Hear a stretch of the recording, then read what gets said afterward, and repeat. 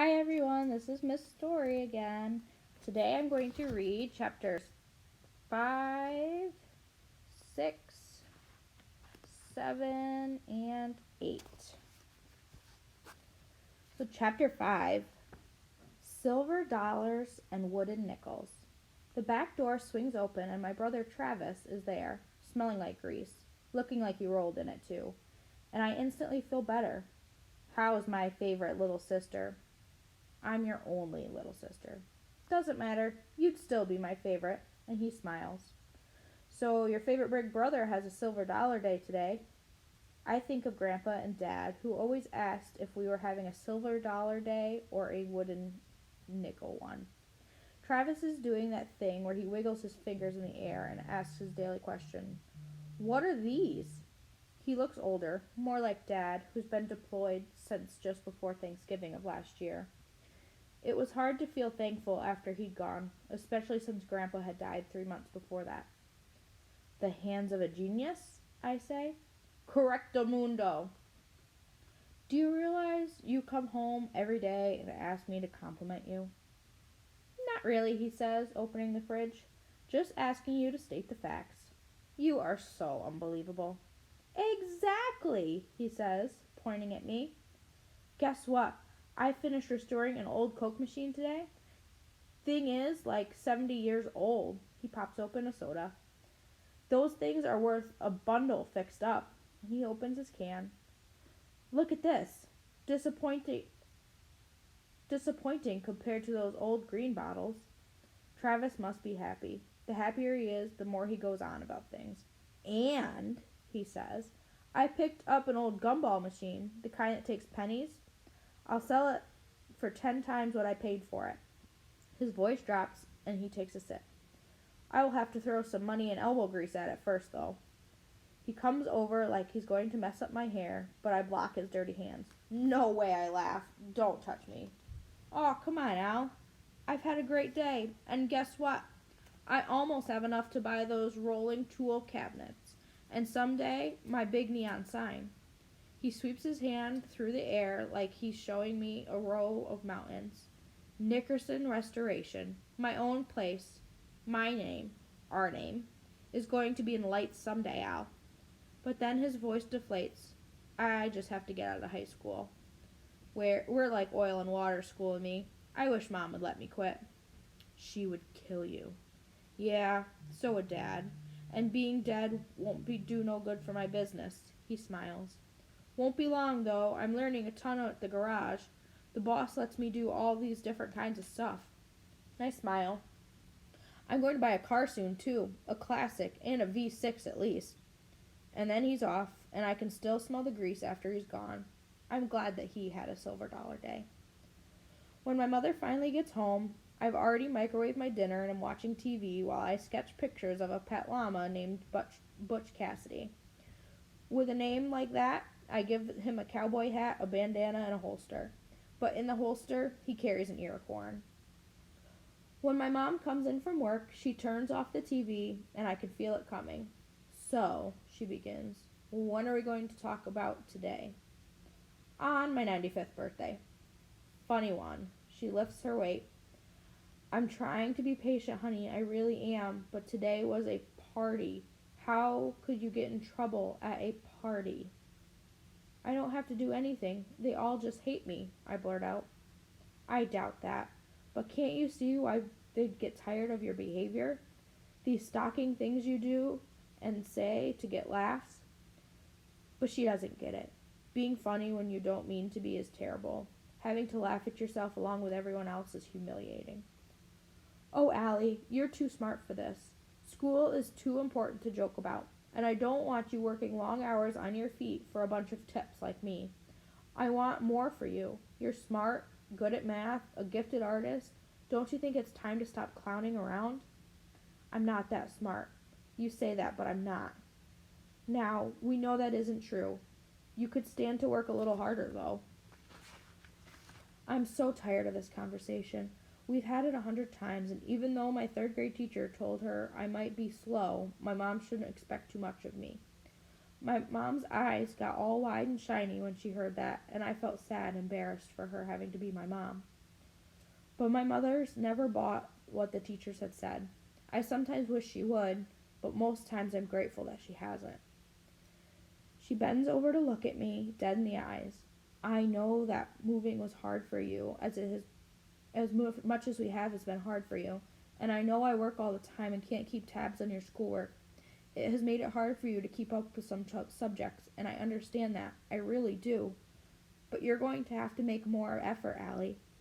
Things worth having are worth working for. I'll do better, I tell her. I used to say this and mean it. Now I feel like I'm just making up one of my stories. Her smile is sad. Okay then, and she kisses the top of my head. Can I turn the TV back on now? She unties her apron as she stares. Did you take your bath yet? No, I sigh. The tiredness in her voice says there's no use arguing. I trudge towards the hallway. By the way, I don't want to hear you say that people hate you, she calls out. How on earth could possibly anyone hate you? I wish she could understand my world, but it would be like trying to explain to a whale what it's like to live in the forest. Chapter 6. Triple-sided coin. Travis opens the door of the pawn shop in town and waves me in ahead of him. The bell on the door announces our arrival as it hits the glass. The dusty smell of the place triggers a bunch of memories.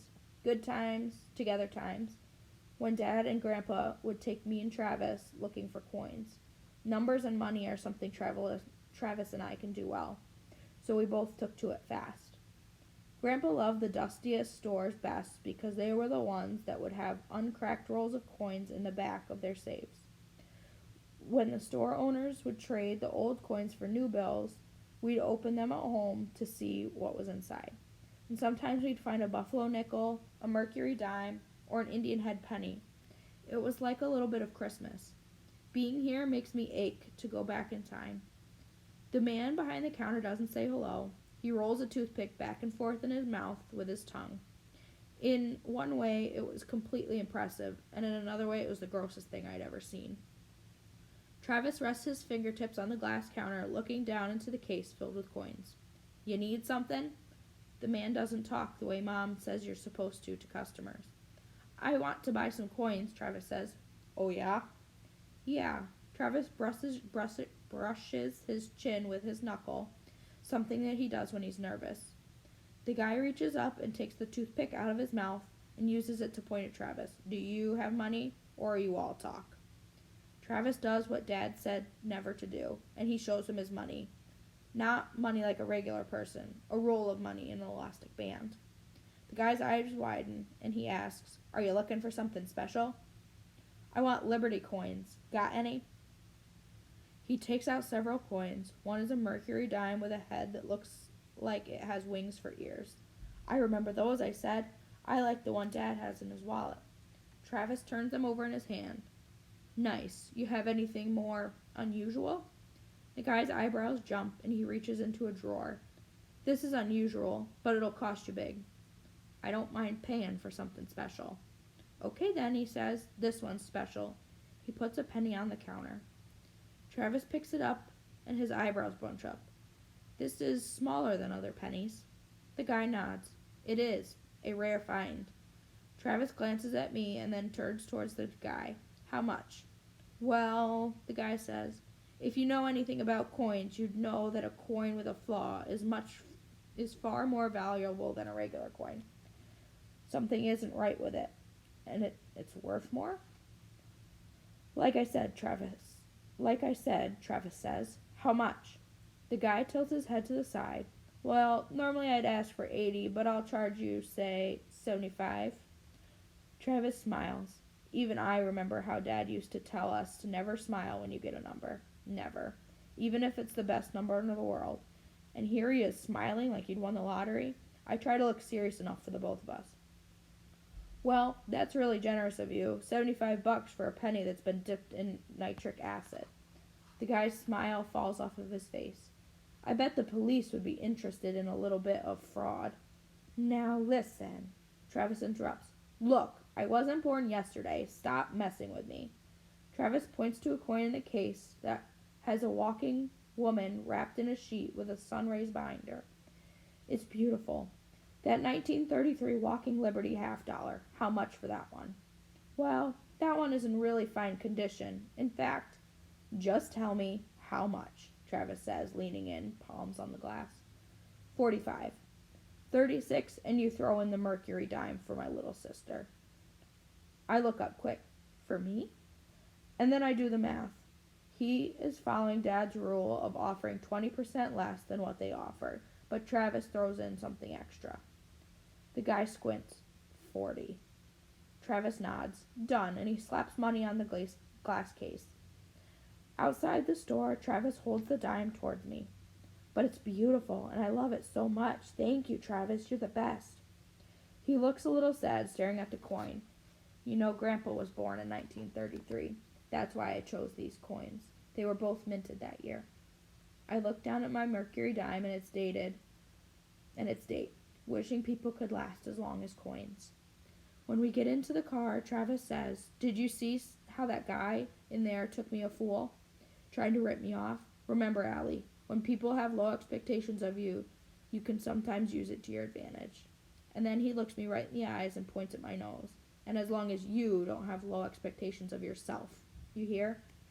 I nod, but I think to myself that it's hard not to these days. Chapter 7. No Grandpa's Here. I sit on my bed holding a copy of Alice in Wonderland. The shaky writing on the front of the book says, For Allie, my wondrous girl, love Grandpa. The colors of the book are all bright, even though the book is old. Inside, the pages are soft and the writing is bigger than in books now. But I still can't read it by myself. It's like having a gift that's locked in a glass box. I'm feeling heavy, but I always do on Sunday nights. The thought of another week of school does that. It's like knowing I have to put a tire through a keyhole in the next day. But I'll have a new teacher. Mr. Daniels sounds like a grandfatherly type with pockets full of lollipops, which might be nice. I'm hopeful that he'll spend a lot of time straightening his bow tie and telling us about the good old days and not giving us so much work. But when I show up, I find that Mr. Daniels is no grandfather. He's younger than Mrs. Hall. He wears a dark jacket and a tie with colored circles on it. When I get closer, I realize that they're planets. Most of the kids are gathered around him. I throw my stuff in the closet and walk over. He says, My very excellent mother just served us nachos, and claims that it's a way to memorize the planets in order from the sun. Albert, whose hair reminds me of a bird's nest, stands nearby. I feel bad for Pluto. I look over and my eyes are pulled to the bruises on his arms. Pluto was a planet all those years, and then someone just decided it wasn't anymore?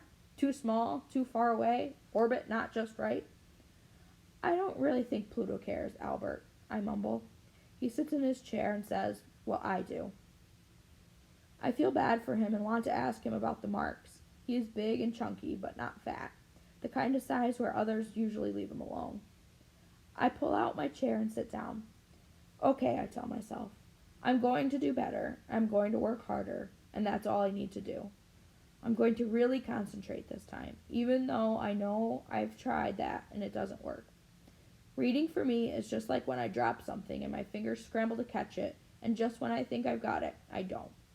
If trying to read helped, I'd be a genius.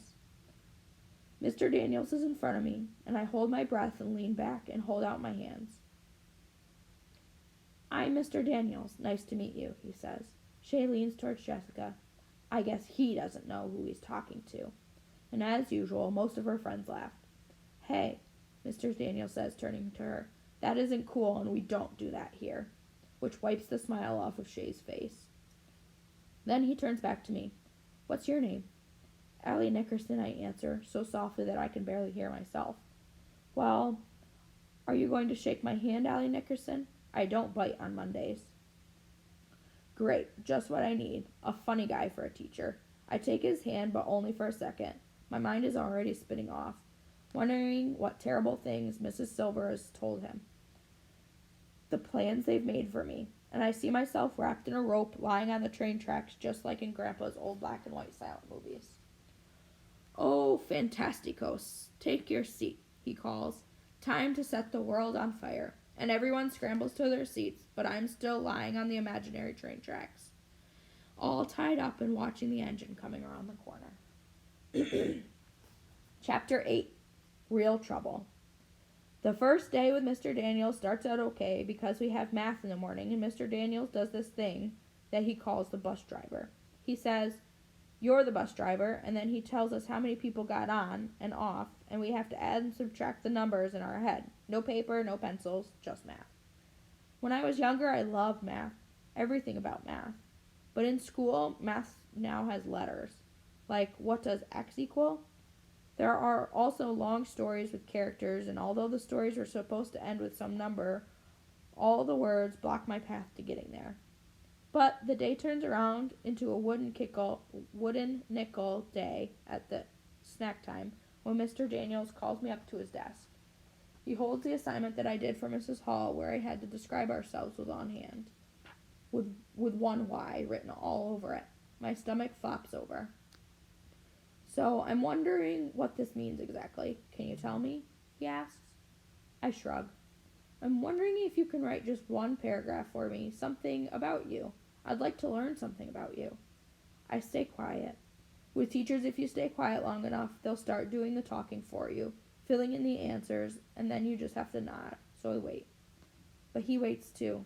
And finally he says, "Come on now, can you write a paragraph for me?" And I feel heavy. "No," I say.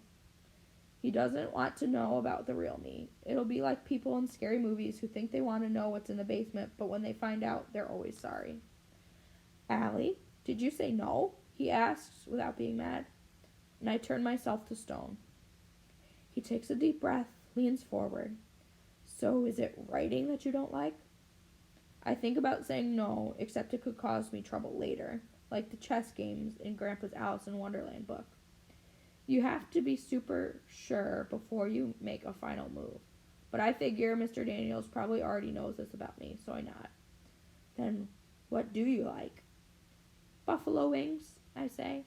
He laughs a little. "I mean, what do you like about school?" "Leaving." He waits for me to say more. "I like math and art, and I like to draw." "Oh, well, that's cool. Do you draw a lot?" "Yeah." "So, do you find the writing difficult, or do you just not like it?" "It's easy, it's just boring." I lie.